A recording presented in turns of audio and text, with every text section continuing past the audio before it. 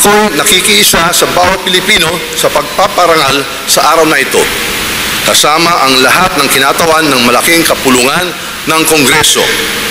Gamitin natin ang pagkakataong ito upang muling ialay ang ating sarili sa demokrasya sa loob at labas ng bayan nating mahal. Kasabay nito, palakasin natin ang ating determinasyon na magpatuloy sa paghangad ng kaunlaran para sa Pilipinas.